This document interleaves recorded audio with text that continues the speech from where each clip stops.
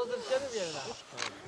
İmam aşağı inmek var mı? Teşkil mi sen? Ha? Evet. En düşen. En yana. Ha?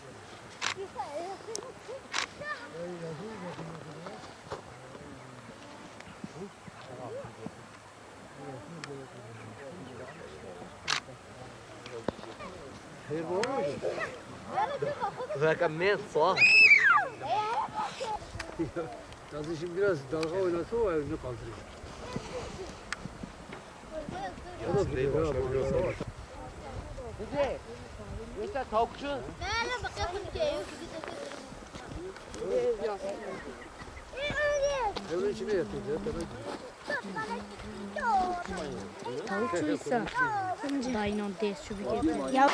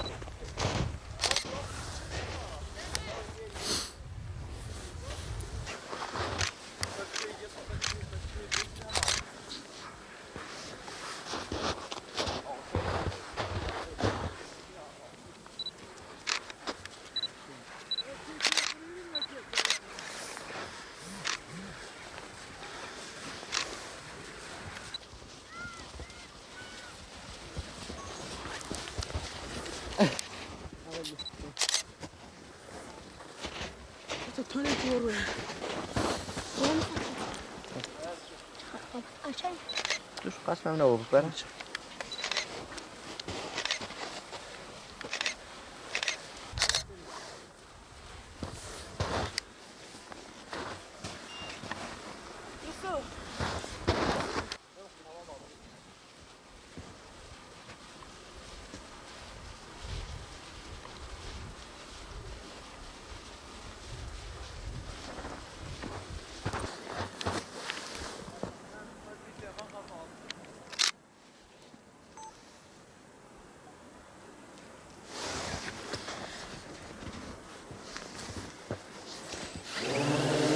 Burada bir yerde yaz için tezgah.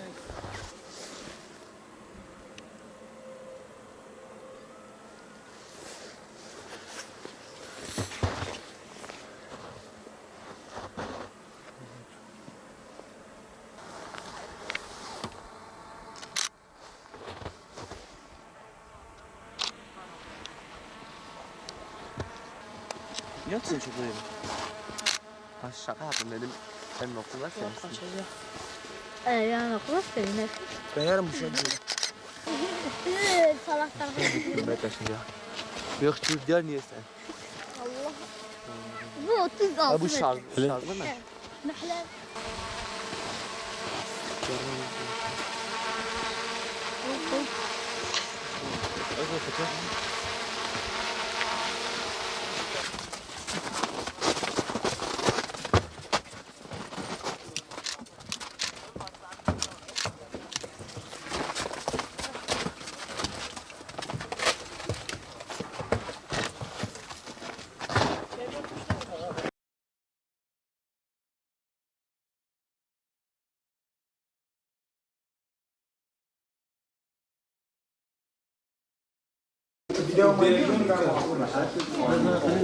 Comment?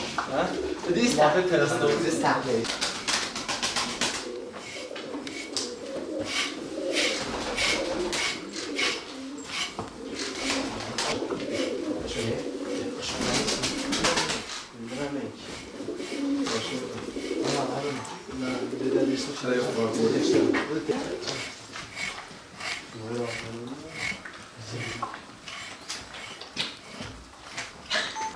Millet ilkbaharın atlarını alıp götürüp işlerini halledip kış mevsimi olunca atlarını bırakıyorlar.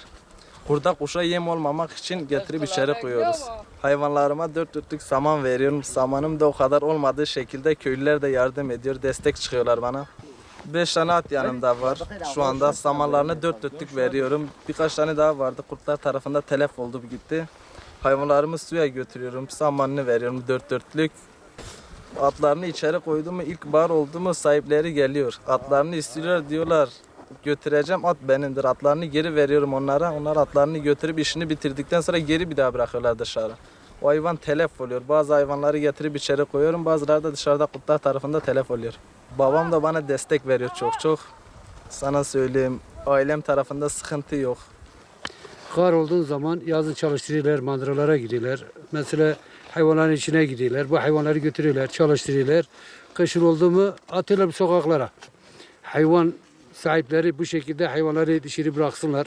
Sokaklarda, karda böyle kışta kalsınlar. İnsanın vicdanı sızır. İlkbaharda mesela havalar güzel olur. Hayvanları dışarı bağlarız mecbur. Götürür dışarı bağlarız. Mesela bırakırız. Sahipleri gelir, gezir. Alıp götürüyorlar. Götürüyorlar. Şimdi sen diyorsun sen bu hayvana bakmamışsın, niye dışarı bırakmışsın? Diyor biz gidiyorsun şikayetinizi yapıyorsunuz, biz hayvanımızı götürmüşüz, içeri koymuşuz. Halbuki bizim köy hepsi biliyor. Vatandaşlarımız hepsi biliyor arkadaşlar. Hepsi biliyor. Yani bu hayvanları köye geldiğin zaman hepimiz el birliğine destek ediyoruz, bu hayvanlara bakarız. Biz mesela saman yok, durum olmadığı zaman biz gidiyoruz komşulara söylüyoruz. Kimi bir torba saman, kimi 2 torba saman, kimi geçen sene mesela Karabek'te bizi çağırdılar. Dedi gel hayvanlar oradadır. Dedi burada da 2 torba 3 torba saman biz de size veririz. Biz gittik topladık getirdik. Hayvanları yaza koyduk. Yazda götürdük derede bağladık. Sahipleri gelir çalır götürüp biz hiç görmeriz. Dışarıda kalan hayvanlar kurtlar yer. Mesela burada bir sürü eşek vardı. Belki vardı 30 tane eşek vardı hiçbir tane yok. Geçen sene yine kurtlar yedi. Burada yedi, o derede yedi. Her yerde yedi. Kapıların önünde bir yerdi. Hayvan aç olur, gelir yer. Ha yerdiğin zaman da biz de bakır dışarıdadır mecbur kalırız. İçeri koyuyoruz. İçeri koyduğun zaman da yazın olur alır götürüyorlar.